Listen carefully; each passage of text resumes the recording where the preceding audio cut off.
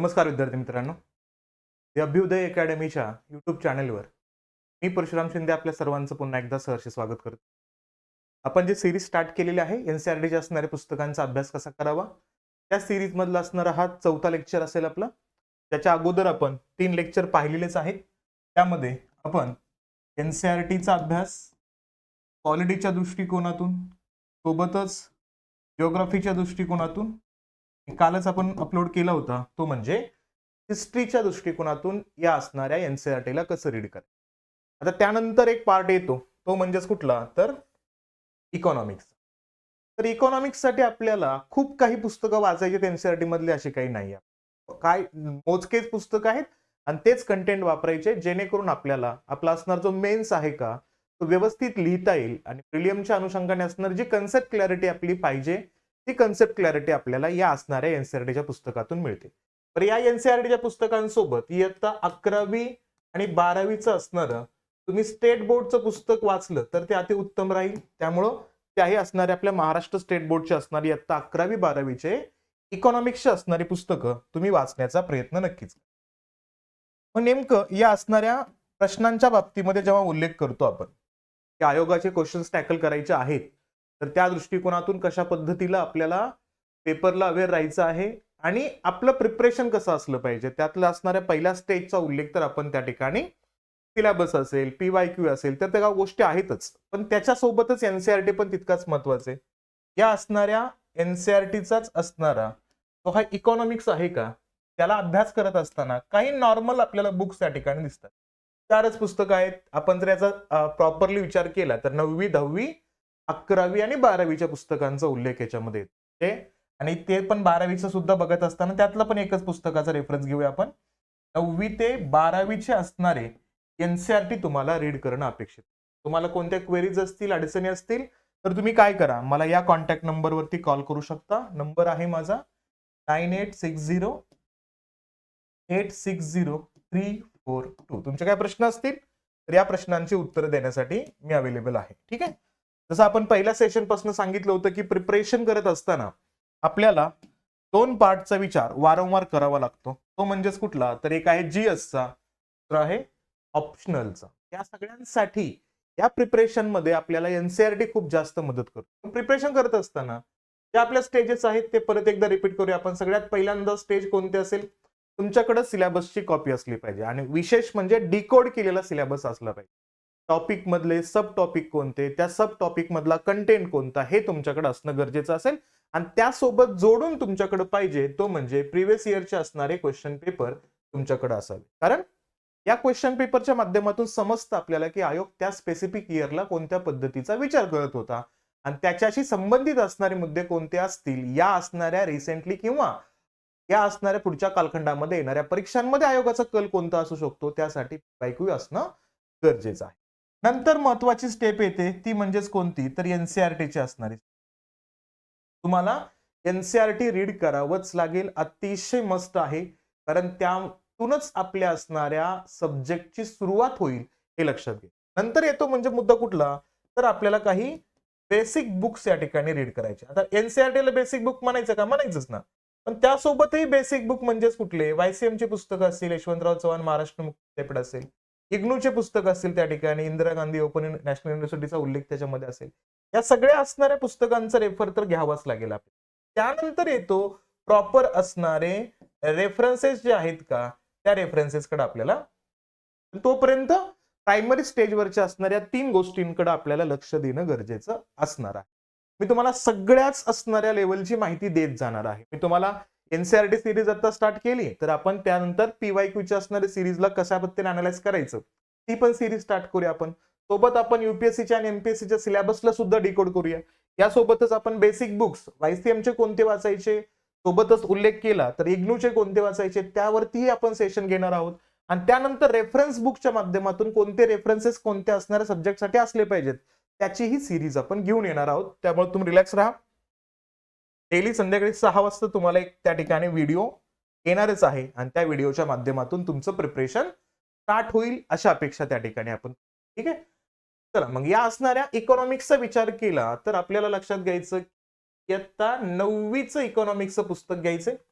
त्या 9वीच्या इकॉनॉमिक्सच्या पुस्तकामध्ये एकदम बेसिक डाटा आहे, याला स्किप केलं तरी पण चालेल, पण थोडंसं जे विद्यार्थी सायन्स बॅकग्राऊंडचे आहेत, जे विद्यार्थी कॉमर्स बॅकग्राऊंडचे आहेत, त्या विद्यार्थ्यांसाठी हे पुस्तक थोडंसं फॅमिलियर ठरू शकतं, म्हणून ह्या पुस्तकाला वाचायचं. याच्यामध्ये थोडंसं विलेज पालमपूर बद्दलची एक स्टोरी कंटेन केली, त्याच्यामध्ये थोडासा इकॉनॉमिकल फेज, इकॉनॉमिकल बेस मांडण्याचा प्रयत्न केलाय, त्यामुळे महत्वाचं आहे. नंतर आहे पीपल ऍज अ रिसोर्सेस, म्हणून तर म्हणतात ना, भारत हा तरुणांचा देश आहे आणि ऍव्हरेज भारताचं एज जर आपण काउंट केलं तर 28 वर्षांचं असणारं एज आपल्या भारताचं आपण म्हणू शकतो. तर या असणाऱ्या युथला जर योग्य पद्धतीने युटिलाइज केलं नाही तर नंतरच्या असणाऱ्या काही वर्षांमध्ये भारतासारखी असणारी विचित्र परिस्थिती जगामध्ये कुठंच नसेल.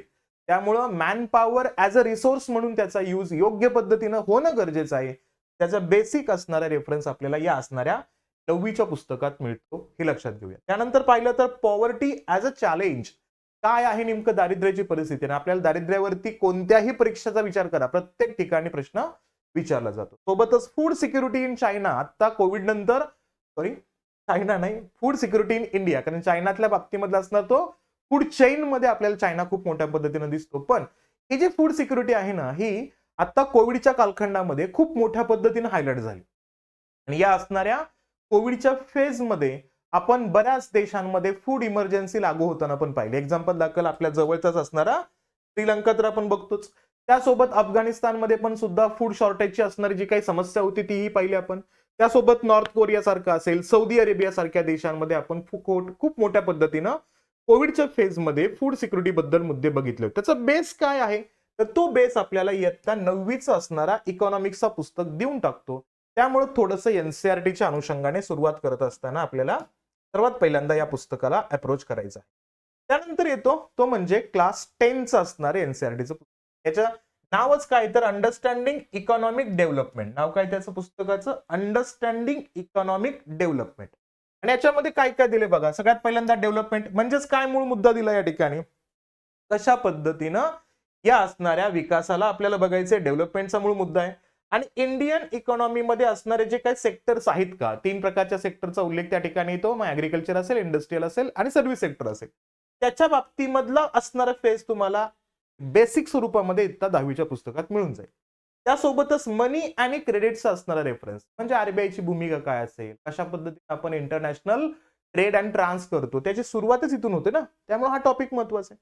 सोबतच दिले बघा globalisation and the Indian economy. Globalisation मुळे इंडियन इकॉनॉमीवरती काय इम्पॅक्ट पडलेला आहे, कारण जो भारत 1990 पर्यंत मार्केट ओपन करायला घाबरत होता किंवा मार्केट ओपन करून इतरांच्या असणाऱ्या चॅलेंजेस मध्ये स्वतःचा असणारा फेज ऍड करण्याची इच्छा नव्हती त्याची, आणि भारताला सगळ्यात मोठी चिंता हीच होती की ग्लोबल मार्केटमध्ये भारताचे प्रोडक्ट्स किंवा भारताची व्हॅल्यू टिकून राहील का, त्यासाठी आपण ओपन करत नव्हतो मार्केट. जो मार्केट आपल्याला 1960च्याच कालखंडामध्ये आपल्याला पाकिस्तान ओपन करताना दिसतो, 1980च्या कालखंडामध्ये चायना मार्केट ओपन करताना दिसतो, आणि आपल्या भारताला नाईलाजास्तव 1991-92 मध्ये या असणाऱ्या एलपीजी रिफॉर्म्सला आणावं लागलं. आणि तो काय आहे मुद्दा, तो या पुस्तकामध्ये खूप छान दिलाय. नंतर दिला त्या ठिकाणी कन्झ्युमर राईट्स, काय आहेत ग्राहकांचे अधिकार, त्या असणाऱ्या कन्झ्युमर राईट्स बद्दल आपल्याला टू दी पॉइंट इथं बोलताना दिसतात. हे लक्षात घ्यायचं. 10वीचं पुस्तक छान आहे. 9वीचं पुस्तक स्किप केलं आणि डायरेक्टली 10वीकडे आलात तरी चालेल. त्यानंतर एक अतिशय महत्वाचं पुस्तक आहे, तो म्हणजे क्लास 11चं असणार इंडियन इकॉनॉमिक डेव्हलपमेंट. तुम्हाला इकॉनॉमिक्सच्या अनुषंगाने एक अतिशय महत्वपूर्ण असणारा डाटा तुम्हाला हा एनसीआरटी देतोय, आणि याचे डायरेक्टली क्वेश्चन्स याचे प्रीच्या क्वेश्चन्स मध्ये पण आपल्याला दिसलात एमसीक्यूच्या स्वरूपामध्ये, त्यामुळे त्याला फोकस करून वाचणं अपेक्षित असणार आहे. मग काय आहे त्याच्यातले कंटेंट बघा. याच्यामध्ये दिलाय काय की डेव्हलपमेंट पॉलिसीज अँड एक्सपिरियन्सेस, 1947 ते 90च्या कालखंडामध्ये इकॉनॉमिकल डेव्हलपमेंटचा असणारा पार्ट कशा पद्धतीचा होता तो एक्सप्लेन केला युनिट 1च्या अंतर्गत. युनिट 2च्या अंतर्गत इकॉनॉमिक रिफॉर्म्स सिन्स 1991, 2 फेज केलेत. 1990 पर्यंतचा एक फेज केला, 1991 नंतरचा एक फेज केलाय. आणि याच्यामध्ये पाहिलं नंबर 1 मध्ये येतो तो Indian economy on the eve of a independence, स्वातंत्र्यानंतरच्या असणाऱ्या मूळ भूमिकेमध्ये. मग low level of economic development under the colonial rule कसा होता, ऍग्रिकल्चर सेक्टर काय, इंडस्ट्रियल सेक्टर काय, फॉरेन ट्रेड कसा आहे, सोबतच या ठिकाणी डेमोग्राफिक कंडिशन्स कशा आहेत, ऑक्युपेशनल स्ट्रक्चर्स कशा आहेत, इन्फ्रास्ट्रक्चर कशा आहेत, त्याचा बेसिक डाटा आपल्याला याच्यामध्ये मिळून जातो. नंतर त्यात असणाऱ्या युनिट 1 मध्ये चॅप्टर 2 जो आहे का, तो आहे इंडियन इकॉनॉमी 1990 ते 1950 ते 90 पर्यंत, म्हणजे 1947 पर्यंतचा कालखंडवरती. 50 ते 90चा असणारा दुसरा चॅप्टर. याच्यामध्ये दिलाय the goals of a 5 year plan, पंचवार्षिक योजनेबद्दलची माहिती आहे. ऍग्रिकल्चर आहे, इंडस्ट्री अँड ट्रेड आहे, ट्रेड पॉलिसी आहे, ज्याला म्हणतो आपण इम्पोर्ट सबस्टिट्यूशन्स आहे, त्या गोष्टी दिलेत. आणि युनिट 2 मध्ये आपण इकॉनॉमिक रिफॉर्म्स 1991 पासून जे बघतोय का, त्याच्यामध्ये दिलाय त्याने लिबरलायझेशन, प्रायव्हेटायझेशन आणि ग्लोबलायझेशन, त्याच्याबद्दलच्या असणाऱ्या सगळ्या गोष्टी या ठिकाणी मांडलेल्या आहेत. म्हणजेच अप्रायझल बद्दल बोललेला आहे, बॅकग्राऊंड त्याचं दिलाय, लिबरलायझेशन बद्दल, प्रायव्हेटायझेशन बद्दल, ग्लोबलायझेशन बद्दल आणि इंडियन इकॉनॉमी ड्युरिंग रिफॉर्म्स त्याचं मूल्यमापन केले, त्याचं असेसमेंट केलेलं आहे. युनिट 3 मध्ये काय दिले तर current challenges facing Indian economy, सध्याला कोणकोणते असणारे प्रश्न आपले इंडियन इकॉनॉमीला पडतायत. बघा तुम्ही इयरबुक वाचताना सुद्धा तुम्हाला यातलेच कंटेंट दिसतात. त्याच्यामुळे बेसिक डाटा अतिशय महत्वाचा आहे. इयत्ता 11वीचं पुस्तक, याच्यामध्ये human capital formations in India, त्याच्यामध्ये what is human capital, sources of human capital हे पण बघायचे. त्यानंतर याच्यामध्ये दिले जातात ते म्हणजेच कोणते तर human capital and human development. त्यानंतर येतो state of human capital formations in India, education sector in India आणि फ्युचर प्रॉस्पेक्ट्स याच्यामध्ये मांडलेले आहेत. आणि त्यानंतर चॅप्टर 5 चा उल्लेख केला तर रुरल डेव्हलपमेंट आहे. चॅप्टर 6 मध्ये एम्प्लॉयमेंट ग्रोथ आहे, सोबतच इनफॉर्मलायझेशन आहे, त्यासोबत म्हणजेच काय त्या ठिकाणी फॉर्मलायझेशनच्या असणाऱ्या फेज मध्ये इनफॉर्मलायझेशन काय आहे ते मांडण्याचा प्रयत्न आहे. सोबतच वेगवेगळे इश्यू असतील त्याला मांडलेला आहे.